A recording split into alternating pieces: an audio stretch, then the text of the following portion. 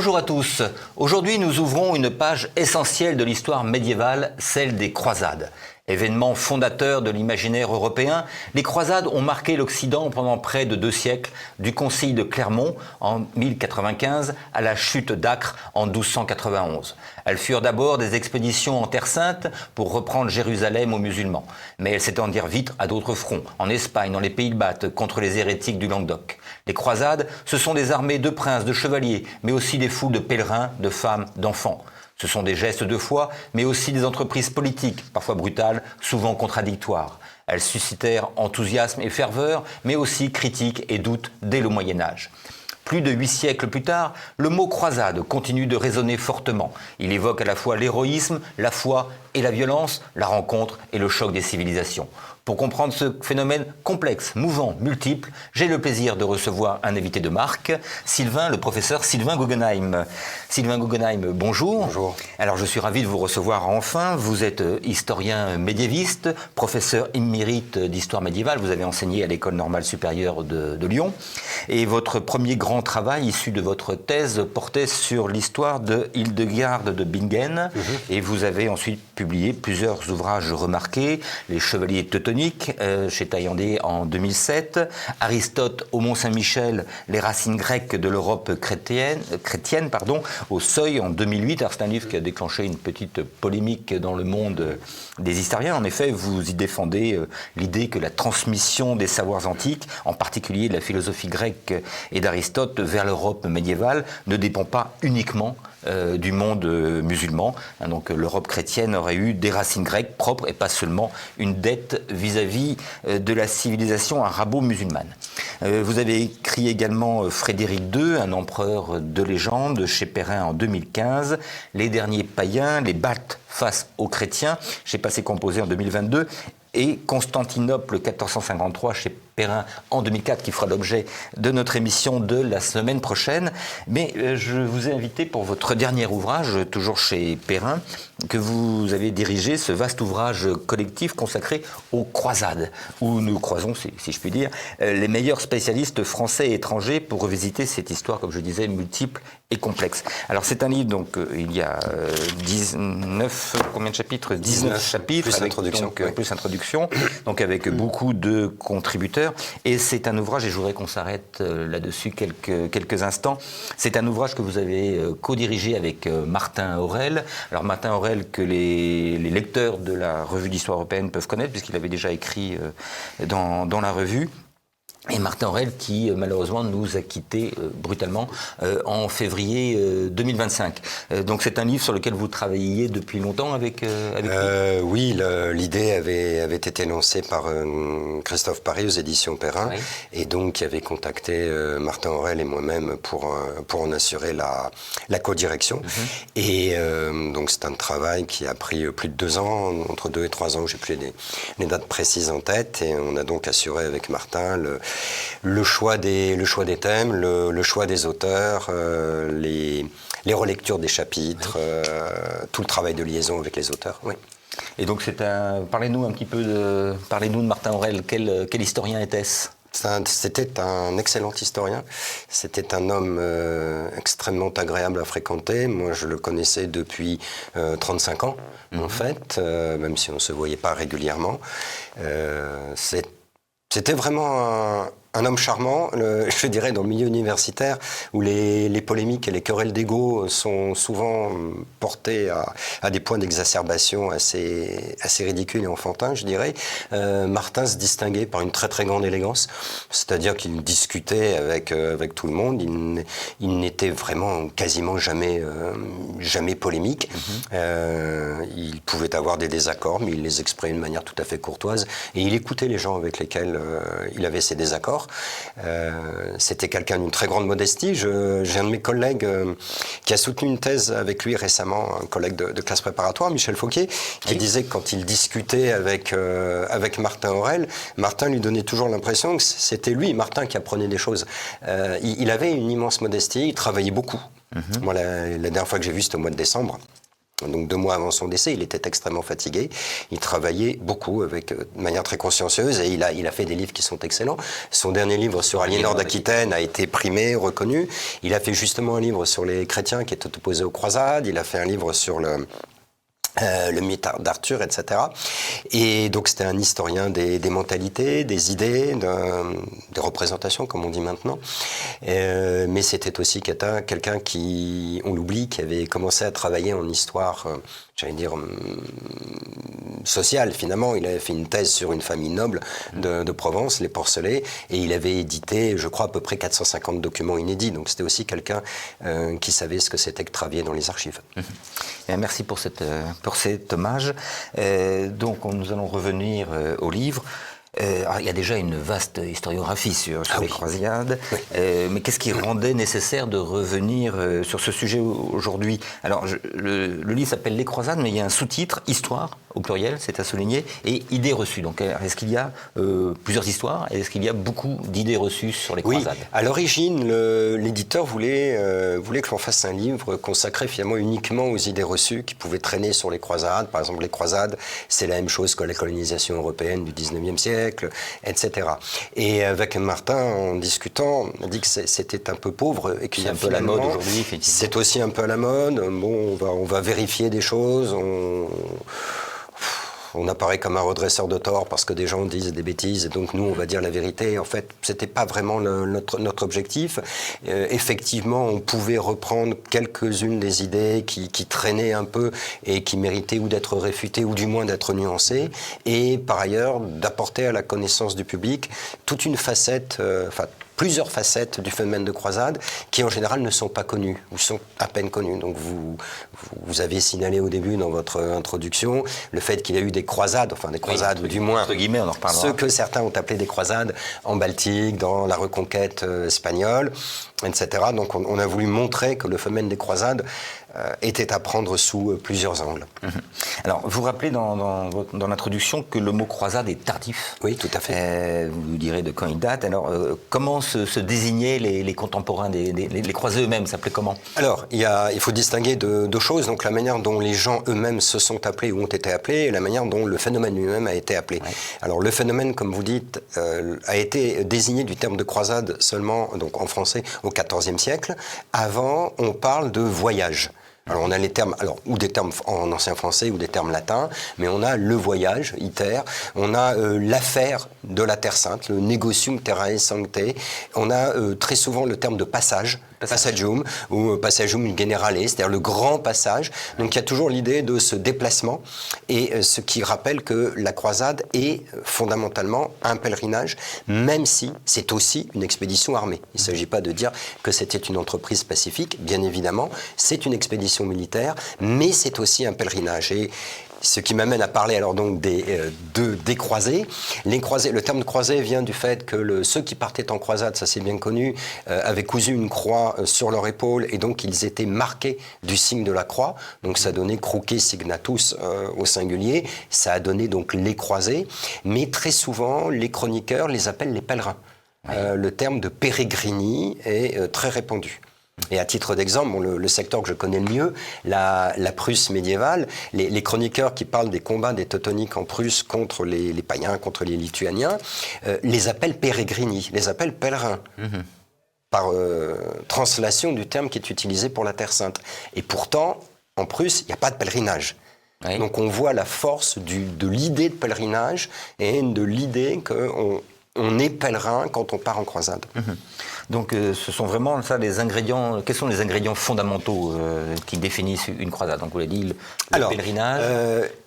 Personne ne peut déclencher une croisade sauf le pape. Oui. C'est-à-dire que pour qu'il y ait croisade, il faut qu'il y ait appel de la papauté. Ensuite, comme le disait très bien Alain de Miurger, la croisade est née à Clermont, mais elle n'est pas née adulte. C'est-à-dire qu'entre le phénomène qui apparaît après l'appel du pape Urbain II à Clermont et le phénomène tel qu'il se déroule finalement au fil du temps, il y a toute une série d'innovations ou de précisions qui apparaissent. Il y avait déjà eu une définition plus nette de la croisade, de son cadre par Eugène III au moment de la deuxième croisade, croisades. Et puis tout a été codifié par Innocent III en 1213 et en 1215 par 2 textes différents. Enfin, le deuxième, c'est le Concile de Latran IV. Donc il faut un appel de la papauté. Il y a la protection des biens des croisés qui partent et qui ont peur que, pendant qu'ils sont absents, un seigneur voisin ne vienne s'emparer de leurs terres, puisqu'il faut rappeler que la croisade n'a jamais été une obligation. D'ailleurs, Joinville, qui part en croisade avec Saint-Louis, à la première croisade de Saint-Louis, refuse de partir à la seconde croisade de Saint-Louis, et justement parce que, pendant qu'il était absent dans la première croisade, certains seigneurs se sont emparés de certaines de ces terres, etc. Donc il y a une protection accordée par la papauté. Il y a également cette fameuse indulgence de croisade, et là qui est très souvent mal comprise, parce qu'on croit communément que les croisés avaient donc leur accès au paradis automatiquement, ou au minimum, s'ils mouraient en Terre Sainte et s'ils mouraient au combat, ils seraient immédiatement parmi les élus. Or, non, c'est faux. Le jugement dernier tranchera pour l'Église. En revanche, il y a effectivement une indulgence de croisade, c'est-à-dire que la croisade vaut une pénitence. Et donc, si vous partez en croisade et si vous vous êtes confessé de vos péchés, vous devez normalement accomplir des pénitences. Ça peut être des jeûnes, ça peut être des pèlerinages, etc. Et le fait de partir en croisade vaut pour toutes ces pénitences. On met les compteurs. Donc voilà, les compteurs sont remis à zéro. Mais vous n'êtes absolument pas ni sanctifié, ni vous n'avez pas l'accès au paradis. Alors, qu'est-ce qui motive, vous avez parlé de l'appel d'Urbain II à Clermont en 1095. Oui. Qu'est-ce qui va motiver cet appel ? Alors, du côté du pape, les historiens ont avancé plusieurs explications qui ne sont pas exclusives les unes des autres. On rappelle souvent que la papauté a lancé cet appel à l'aide finalement des chrétiens d'Orient, déjà. Est-ce qu'il y a vraiment un appel à l'aide formel ? Alors, il y a eu une demande au Concile de Plaisance en 1095, de la part de l'empereur byzantin Alexis Ier Comnène, qui se bat contre les Turcs. L'empire byzantin est attaqué par les Turcs, et puis des tribus liées aux Turcs, comme les Petchenegs, donc peu importe. Et Alexis Comnène a demandé une aide militaire. Il avait l'habitude d'avoir une aide militaire, puisqu'il y avait déjà des mercenaires occidentaux, des Normands par exemple, qui étaient venus se battre au service de Byzance. Et de ce que disent les spécialistes de Byzance, l'empereur a demandé au monde latin, au monde catholique, une aide, et il pensait vraisemblablement à une troupe de mercenaires, de 500 hommes, de 1000 hommes, etc., comme il en avait finalement l'habitude. Il n'a pas demandé une aide militaire colossale, vraisemblablement, de plusieurs milliers d'hommes. Mais néanmoins, il y a bien cet appel. Il y a, dans l'esprit de la papauté de l'époque, on est dans le sillage de la réforme grégorienne, qui est effectivement un élément très, très important de l'époque médiévale. L'idée que la papauté prend en main l'Église et assure une direction pyramidale de l'Église, que d'autre part la papauté distingue bien les clercs et les laïcs, alors sans intervenir forcément dans la vie des laïcs au quotidien, mais il y a un magistère moral, il y a une autorité morale de la papauté, et entre autres, pourquoi ne pas utiliser des chevaliers qui se battent en Europe, chrétiens contre chrétiens, au service des chrétiens de Terre Sainte et au service de la reprise des lieux saints. Donc ça, c'est un élément qui a joué du côté de la papauté. Du côté de ceux qui partent, il y a incontestablement chez beaucoup l'idée d'aller accomplir un pèlerinage en Terre Sainte. Oui. Ça n'est pas le premier. Il y a eu beaucoup de pèlerinages. Certains se passent à peu près tranquillement, d'autres sont entravés. Il y a déjà eu des pèlerinages massifs en escorte, au milieu, dans le début de la deuxième moitié du XIe siècle, notamment un qui était dirigé par un prélat allemand, Gunther von Bamberg. Donc il y a déjà l'habitude de pèlerinage. Il y a des difficultés avec certains dirigeants musulmans. Ça dépend des circonstances. Parfois, il y a du racket, parfois, il y a de la violence, parfois, on a des sauf-conduits et on peut accomplir le pèlerinage tranquillement. Mais il y a évidemment un élan de piété. Et il y a aussi, chez un certain nombre de croisés, manifestement, l'idée qu'on va pouvoir en Terre Sainte se bâtir des seigneuries, qu'on n'a pas les moyens de se bâtir en Europe, ou pour compléter l'éventail de domaines que l'on a en Europe. On a souvent dit aussi que c'était pour envoyer les seconds des familles qui pouvaient être un peu turbulents. Oui, c'est ce qu'on a dit. Alors, dans certains cas, effectivement, ce sont des cadets de famille qui partent, mais dans d'autres cas, non, ce sont des princes territoriaux qui partent, comme Godefroy de Bouillon, comme Baudouin de Flandre. Donc, ça n'est pas systématique. Donc, c'est vraiment, il y a quand même, d'abord, c'est une vraie expérience spirituelle. Vous l'écrivez, le Concile de Clermont est la véritable matrice de la croisade qui apparaît comme une campagne militaire au secours des chrétiens d'Orient, mais plus encore comme un pèlerinage à valeur pénitentielle. Ah oui, c'est très clairement ça. Donc, c'est un pèlerinage en armes. C'est un pèlerinage en armes. Mais cette première croisade aussi, ce que je vous disais dans mon introduction, il y a plein de pèlerins, il y a des femmes, il y a aussi des enfants, des pèlerins qui marchent juste armés d'un bâton. Montre bien, exactement, et ça montre bien que là, on ne peut pas assimiler croisade et guerre sainte. Si vous faites une guerre sainte, par exemple, ce que vont faire si on peut utiliser le terme de guerre sainte, une guerre missionnaire, comme font les Teutoniques en Prusse, mais ce sont des hommes qui partent. Et on se bat. On construit un État. En Terre Sainte, et dans le cadre de la croisade, vous avez des gens qui vont se battre et qui vont combattre, effectivement. Et puis vous avez des pèlerins, des hommes qui ne se battent pas, et vous avez des femmes, vous avez des enfants, de jeunes adolescents qui ne vont pas se battre. Donc on ne peut pas assimiler croisade et guerre sainte. Et sur place, donc dans cette région qu'on peut appeler la Palestine aujourd'hui, comment on l'appelait à l'époque Alors, sans rentrer dans les débats politiques actuels, c'est plus que la Palestine actuelle, puisqu'en fait, ça prend en fait tout le littoral du Moyen-Orient, donc ça correspond finalement à la Palestine, à l'État d'Israël, à l'État du Liban et à une partie de la Syrie, et même en fait une partie de la Turquie actuelle. Donc c'est vraiment toute la bande littorale. Et les chrétiens là-bas vivent vraiment dans une situation difficile ? Alors, ça dépend des périodes. Oui, je dirais que ça dépend des périodes. Ils vivent dans un cadre qui est bien connu des spécialistes de l'islam, qui est le cadre de ce statut particulier qui est accordé aux juifs et aux chrétiens en terre d'islam, qui est le statut donc de zimmi si on veut. C'est-à-dire que c'est un statut qui est à la fois une sorte de tolérance, mais qui est accompagné de discrimination. Ils peuvent rester juifs, ils peuvent rester chrétiens, mais ils n'ont pas le droit d'avoir des armes.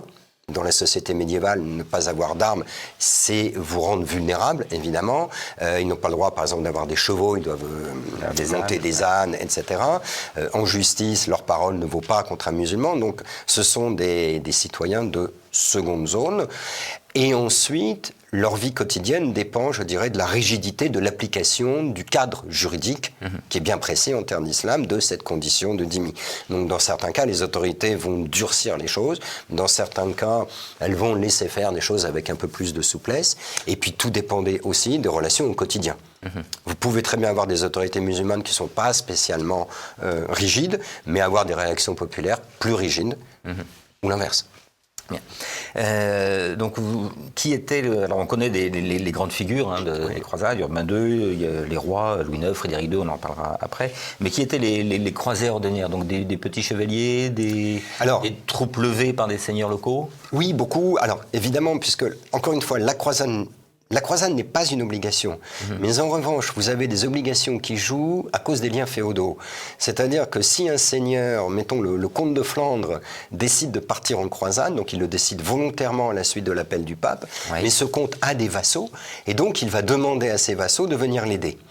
Et là, vous avez tout le poids des liens féodo-vassaliques, c'est-à-dire qu'effectivement, et ça va faire partie des obligations qu'on va fixer par contrat entre les vassaux et leurs seigneurs, c'est-à-dire que la croisade peut être un cas d'aide obligatoire du vassal pour le seigneur. Et donc ça explique que les seigneurs soient partis avec leurs propres hommes, mais également avec les troupes de leurs vassaux. Et de toute façon, il y a aussi des vassaux qui partent volontairement, sans qu'on leur ait donné l'ordre. Alors, on a dit tout à l'heure qu'il y avait eu 8 croisades, à peu près. 8 grandes croisades en 200 petites années. Mais est-ce que, alors, sans rentrer dans le détail de chacune, est-ce que vous pouvez nous brosser une frise ? Est-ce que les grandes étapes clés de ces 8 croisades, comment elles ont évolué ? Pour aller très vite, il y a une évolution très très nette dès la deuxième croisade. C'est-à-dire que la première croisade est vraiment orientée vers la reprise de la Terre Sainte, puisqu'elle est contrôlée par les musulmans, que ça apparaît, ça fait plus 400 ans que c'est le cas, mais là ça apparaît aussi comme quelque chose d'intolérable, parce que c'est l'ordre du monde tel que Dieu l'a voulu qui est perturbé, puisque la Terre Sainte, par définition, c'est la plus sainte de toutes les terres. Donc on part pour récupérer ces lieux saints. et pas du tout pour conquérir le monde musulman. Ça, c'est une idée fausse. On n'a même pas une notion de ce... De toute façon, ils le connaissent très mal, ils n'ont pas vraiment une idée de son étendue, quelques commerçants, oui, ils n'y ont jamais mis les pieds, etc. En revanche, une fois que cette première croisade se termine, il y a des États latins d'Orient qui sont créés. Il y a 4 principautés, un royaume de Jérusalem, et puis les comtés d'Édesse, de Tripoli et d'Antioche qui sont créés. Donc, si vous voulez, il y a 4 États chrétiens en Terre Sainte qui sont créés.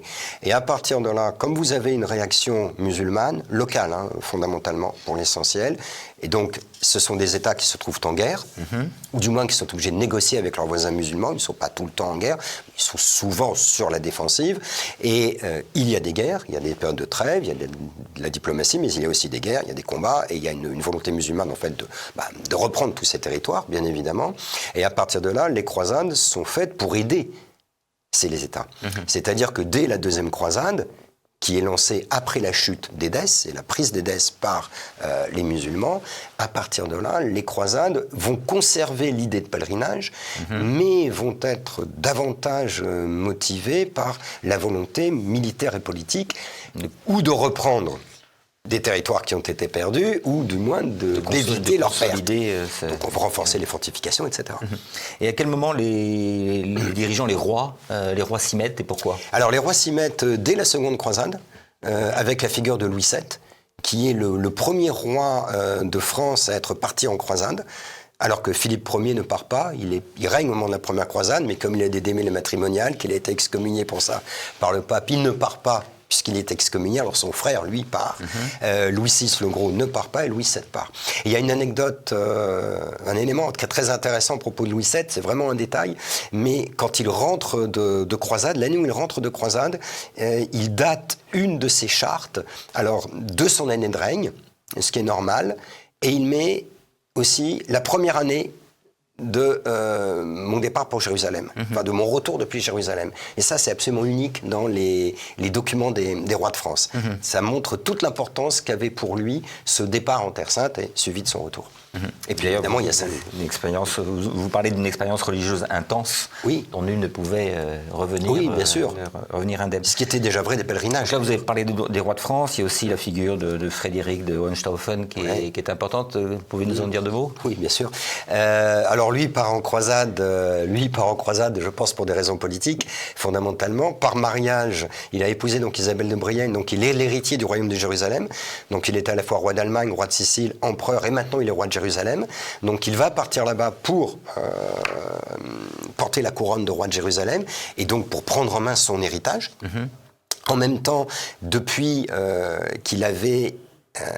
il avait acquis sa couronne de roi d'Allemagne à la suite d'une guerre contre un rival et il voulait être, en tant que roi d'Allemagne, empereur. Pour être empereur, il fallait qu'il ait l'accord du pape et l'accord du pape était subordonné finalement à un vœu de partir en croisade. Donc Frédéric II avait fait le vœu de partir en croisade et puis chaque fois il avait retardé son départ, ou une fois il est parti mais il y a eu une maladie qui a empêché finalement l'expédition de se faire. Bref, il est en conflit avec la papauté et donc il part excommunié. C'est, je crois, le seul exemple de croisé qui soit parti tout en étant excommunié. Et donc, il part là-bas. Il part pour faire vraiment une expédition militaire, puisqu'il a à peu près 10 000 hommes avec lui. D'ailleurs, il envoie au sultan du Caire, Al-Kamil, une armure. Donc ce qui suffisait à expliquer qu'il venait là pour se battre, mais qu'éventuellement il était prêt à négocier. Et comme Al-Kamil est d'accord pour négocier, puisque lui-même a des problèmes avec d'autres souverains musulmans, de sa propre famille, les 2 hommes négocient et passent une trêve. Il y a un traité qui est signé à Jaffa, qui permet aux chrétiens finalement de contrôler Jérusalem. La trêve est valable en gros pour 10 ans. Pas plus, puisqu'en fait, dans le droit musulman, on se fixe sur un accord qui a été passé entre le prophète Mohammed et les chrétiens du Oasis à Najran. Et cet accord de paix, de bonne entente, de paix, de non-agression, n'était valable que pour 10 ans. Et aucun musulman ne peut dépasser ce délai qui a été fixé par le prophète. Donc Frédéric II avait obtenu le maximum. Mais dès qu'il est resté 3 jours à Jérusalem, c'est tout. Et après, il rentre. Alors je voudrais qu'on s'arrête quand même sur la quatrième croisade. On va parler du cas de Byzance, hein, qui est paradoxal. C'est un allié, ils appellent au secours, et puis ils deviennent victimes. Donc comment expliquer ce basculement qui survient en 1204 Oui, enfin 1203 et 1204. Qu'est-ce qui s'est passé à ce moment-là? Alors il faut revenir au début donc, de la quatrième croisade. Donc la quatrième croisade est lancée en Europe. Les croisés se réunissent, ils ont besoin de navires. Ils obtiennent, je vais très vite, mais ils obtiennent ces navires par l'intermédiaire de Venise, mais évidemment ils doivent payer Venise. La somme est très élevée, les croisés ne peuvent en gros en réunir qu'un tiers. Les Vénitiens expliquent qu'à cela ne tienne, vous ne pouvez pas nous payer, mais au passage, nous avions une ville sur la côte d'Almate, Zara, qui a échappé à notre contrôle, vous nous aidez à la reprendre. Donc les croisés vont faire le siège, vont prendre la ville, vont la piller au passage. Ils ne massacrent pas la population, mais ils pillent la ville. Et ensuite, donc, enfin, à ce moment-là à peu près, les croisés sont contactés par un prétendant au trône de Byzance. Oui. Alors c'est le fils de l'empereur qui était en place, qui a été mis en prison et aveuglé, par son propre frère d'ailleurs, si je ne dis pas de bêtises. Et le fils de l'empereur, donc Alexis, demande l'aide aux croisés. Sa sœur était mariée au roi d'Allemagne, Philippe de Souabe, donc il contacte les croisés et en gros il leur fait une promesse qui est très, très alléchante. Il leur dit voilà, vous m'aidez à reprendre mon trône à Constantinople et à partir de là, moi je vous fournis une aide militaire très importante, d'un millier d'hommes, etc. Et je m'engage à maintenir en place en Terre Sainte de manière permanente une garnison et il donne un certain nombre de chevaliers en armes, etc. La condition étant que les croisés passent par Constantinople. Bon, ce qui est une étape tout à fait classique, je dirais, sur la route des croisades, et l'aide à reprendre le trône. Donc la flotte, alors il y a quelques désaccords chez les croisés, mais la majorité des croisés finalement acceptent, donc ils accompagnent Alexis. Ils veulent le mettre sur le trône. Il y a évidemment refus de celui qui est présent à ce moment-là sur place, qui s'appelle aussi Alexis d'ailleurs. Et il y a prise de la ville. Il y a prise de la ville et donc les croisés mettent sur le trône le prétendant. Et à ce moment-là, celui-ci ne respecte pas les promesses.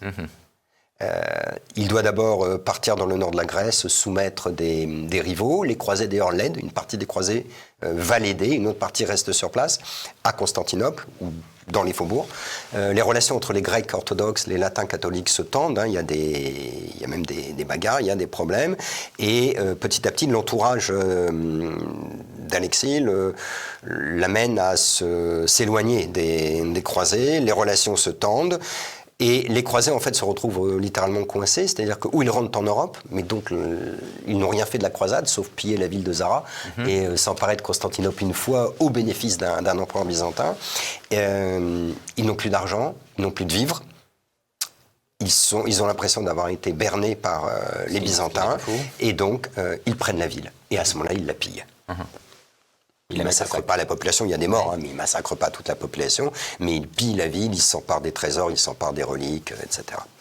Et puis surtout, l'Empire byzantin s'écroule et on procède au partage de l'Empire byzantin, on crée l'Empire latin d'Orient, on remplace le pouvoir grec par un pouvoir latin catholique et l'Empire de Byzance est dépecé au profit des Vénitiens, ce qui nous mènera à notre émission de la semaine prochaine sur la chute de Constantinople. Bravo pour la transition. Donc vous nous dites que Jérusalem est le cœur du projet de la croisade. Là, on vient de faire un tour à Byzance. Et je le disais, le terme croisade s'est diffusé également en Baltique, en Ibérie, dans le Languedoc contre les Cathares. Alors, est-ce que c'était vraiment des croisades? Est-ce qu'on peut leur donner le nom de croisade? Alors, on va distinguer deux choses. C'est-à-dire que la papauté a utilisé le terme de croisade, ou les termes équivalents, et les institutions de la croisade pour encourager, favoriser des campagnes militaires qui avaient lieu dans la péninsule ibérique, mais qui avaient démarré avant les croisades, dans le cadre de la Reconquista, et les campagnes militaires qui ont lieu, par exemple, en Baltique. Et puis, donc contre les populations polythéistes baltes. Et puis, la papauté a également utilisé les institutions de la croisade, la rhétorique de la croisade, le vocabulaire de la croisade, les avantages de la croisade, pour des luttes ou contre des hérétiques, qualifiés d'hérétiques par l'Église, donc les albigeois, les cathares, ou carrément pour des luttes politiques, puisque la papauté a appelé à une croisade contre Frédéric II, et qu'elle a appelé une croisade contre le fils de Frédéric II, Manfred. Donc la papauté a elle-même étendu l'idée de la croisade et les moyens qu'elle avait à sa disposition à des théâtres d'opération qui étaient complètement hors de la Terre Sainte. De cette façon, objectivement, elle a déformé ce qu'était la croisade. Parce que c'est plus un pèlerinage. Il n'y a pas le pèlerinage en Prusse, il n'y a pas de pèlerinage contre les Albigeois, il n'y a pas de pèlerinage même dans la Reconquête, même si on récupère des églises qui avaient été transformées en mosquées et qu'on retransforme en églises, mais on peut pas. Il y a un pèlerinage à Saint-Jacques, mais Saint-Jacques était contrôlé par les chrétiens. Et alors par ailleurs, la deuxième chose, c'est que vous avez une division entre les historiens à l'heure actuelle. En gros, les historiens anglo-saxons considèrent que la Baltique, la Reconquête, ce sont des croisades. Et que tout ça, ce sont des croisades, alors que du côté des historiens allemands, des historiens français, plutôt majoritairement, on dit non, la croisade, c'est la Terre Sainte, et ailleurs, on a, par exemple en Baltique, pour moi, c'est une guerre missionnaire, avec un habillage idéologique de la croisade, mais c'est pas une croisade. Si on cherche à définir des mots en histoire, et si on accepte la définition de départ, évidemment, croisade égale pèlerinage en armes à destination de la Terre Sainte, la Baltique, c'est pas une croisade. C'est une guerre missionnaire, évidemment. Et alors, justement, est-ce que à l'époque, il y avait des critiques médiévales de la croisade? Je crois que c'est l'article écrit par Martin. C'est l'article écrit par Martin Aurèle, oui, en effet. Il y avait des chrétiens qui s'y opposaient. Quand je dis chrétiens, des évêques, enfin, ou des figures de l'Église, catholique. Oui, Martin Aurèle avait fait un livre entier. Oui. Sur l'opposition des chrétiens à la croisade. Alors, comme il le dit lui-même, c'est parfois une opposition à la croisade elle-même, c'est plus souvent, majoritairement, une opposition aux croisés et au comportement des croisés. Aux méthodes. Et aux méthodes employées, aux buts. Et Martin avait très bien montré que dans les critiques faites contre la croisade ou les croisés, il y avait des différences. Et pour aller vite, pour certains clercs, le christianisme est une religion de paix. Le Christ n'a jamais prêché la violence. Par conséquent, la croisade étant une guerre qui se situe à l'extérieur de la chrétienté, c'est paradoxal puisqu'il y a les lieux saints quand même, mais c'est une guerre offensive, ça n'est pas une guerre que l'on peut justifier. Et il y a même parfois un pacifisme réel. Donc, de toute façon, on est contre la croisade parce que c'est une guerre. Le fait qu'il y ait un appel au secours, ça ne rentre pas dans le cadre de la guerre juste? Ça aurait pu entrer. Alors, non, parce que pour que ce soit une guerre juste, il faut que ce soit décidé, c'est Saint-Augustin qui a fixé le cadre, par un souverain en place, pour une cause juste. Donc, l'appel de chrétiens menacés pouvait être éventuellement considéré comme une cause juste ou non. Là, il devait y avoir des débats entre canonistes. Mais donc, vous avez une opposition à la croisade parce que finalement, c'est une violence. Vous avez des clercs qui disent c'est totalement inefficace face à l'islam, il ne faut pas faire la guerre à l'islam, il faut prêcher aux musulmans la religion du Christ, et il faut aller vers eux de manière pacifique. Et il faut les convertir par l'exemple, par la prédication. Ce que tente saint François, sans succès, ce que Ramon Lulle veut faire au début du XIVe siècle, et ça lui vaut d'être mis à mort à Bougie en 1316.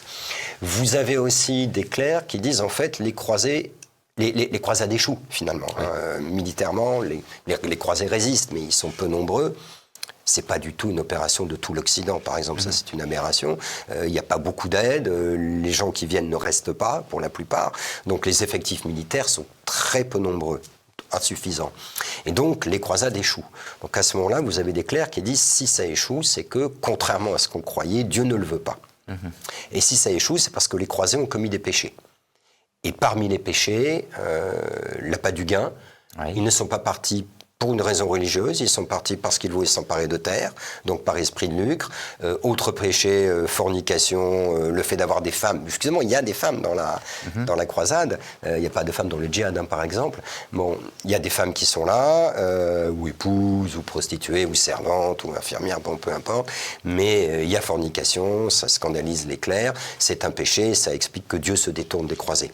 Et puis, la croisade, autre exemple, je m'arrête là, mais des gens comme Gauthier Mappe, Isaac de l'Étoile, qui critiquent la grande innovation, finalement, je dirais militaire des croisades, c'est-à-dire la création des ordres religieux militaires. les Templiers, l'hôpital, les Teutoniques. On a créé quelque chose que Isaac de l'Étoile va qualifier de monstre. Oui. Alors que Saint Bernard les défend, c'est-à-dire des gens qui sont des religieux, qui vivent avec une règle religieuse, c'est pas des moines, hein. On pourrait les assimiler à des chanoines, mais pas à des moines, mais qui sont des laïcs. 90% des membres des ordres religieux, en fait, c'est des chevaliers laïcs, mais qui vivent en suivant une règle et qui constituent une armée permanente. Or, il n'y a pas d'armée permanente au Moyen-Âge, en gros, avant la guerre de 100 ans. Les armées royales permanentes, c'est la guerre de 100 ans. C'est la première armée permanente du Moyen-Âge. Et pour certains clercs, c'est une aberration. Ouais. Dans la religion chrétienne, on ne doit pas avoir des religieux en armes. Bien, alors maintenant, du côté musulman, alors, parlait-on de croisade, et comment étaient perçues ces expéditions venues d'Occident? Alors, les musulmans rencontrent pour la première fois sur leur sol ceux qu'ils appellent les franges, les francs. Alors, ils sont habitués à combattre les Byzantins, puisqu'il y a eu conquête progressive de toute une série de territoires byzantins, notamment par les Turcs. Hein. Les Arabes ont essayé, mais ont été... Parce que je vous interromps, lors de la première croisade, qui sont les musulmans qui occupent la Terre Sainte? Ceux qui viennent d'où? C'est Thomas. Le contrôle est pour l'essentiel fait par la dynastie des Turcs seldjoukides. Donc on est dans un monde arabe, effectivement, mais avec des Turcs ou des Kurdes, comme Saladin qui était kurde. Et vous avez donc, pour la première fois, ils rencontrent vraiment militairement, il y a eu quelques combats avant bien sûr, mais il y a les combats dans la péninsule ibérique, hein, mais pour les musulmans qui se battent en Espagne ne sont pas ceux qui se battent évidemment en Terre Sainte, et donc là ils rencontrent les Francs et ils sont surpris par beaucoup de choses. Ils se rendent compte que ces gens-là sont animés par une piété intense, ils sont surpris, choqués par la présence des femmes, puisqu'il y a des femmes qui se battent, hein. Il y a même des femmes en armes qui se battent, il y a des femmes qui défendent les villes, et ça apparaît comme une aberration finalement aux yeux des chroniqueurs musulmans. Et vous avez une distinction importante à faire entre les musulmans qui sont directement concernés par les croisades, et donc qui vont résister, qui vont se battre, et puis finalement le reste du monde musulman qui est assez indifférent. Au moins pendant des décennies et des décennies. C'est-à-dire que les Turcs d'Anatolie, finalement, n'interviennent pas. Bagdad n'intervient pas. Zengi, quand il reprend Édesse, c'est l'Atabek de Mossoul. Saladin a été en Égypte, effectivement, au Caire, mais Saladin est un Kurde. Et c'est vraiment très tardivement que le monde musulman, dans son ensemble, va s'intéresser aux croisades. Mais ceux qui se sont battus, à 90%, c'est ceux qui sont sur place ou voisins immédiats, et qui, eux, ressentent effectivement la croisade comme une invasion et comme une souillure. Hein. Saladin va purifier Jérusalem de la présence chrétienne. Alors, on va discuter d'un point... d'un point sensible, certains historiens comme Jean Flory pouvaient présenter la croisade en disant que la croisade c'est le djihad chrétien. Alors est-ce qu'on peut comparer la croisade chrétienne au djihad musulman? En quoi est-ce qu'ils divergent? En quoi ils se ressemblent? Pour moi c'est faux. C'est-à-dire que c'est une analogie qui est facile, qui est séduisante, mais qui est fausse parce qu'elle déforme la croisade, elle déforme le djihad. Alors il y a toute une série de points qu'on peut faire observer.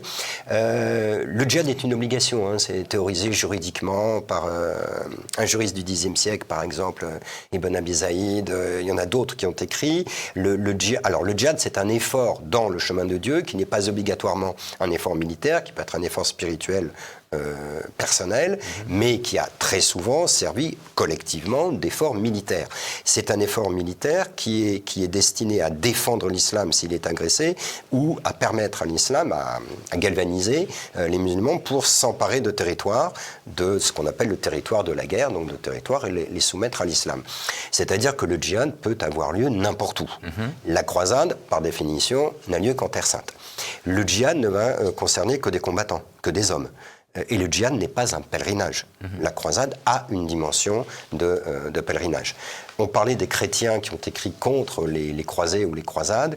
Je ne crois pas, il faudrait demander à des spécialistes, je ne crois pas que des lettrés musulmans aient critiqué le djihad en soi. Critiquer les gens qui partaient au djihad.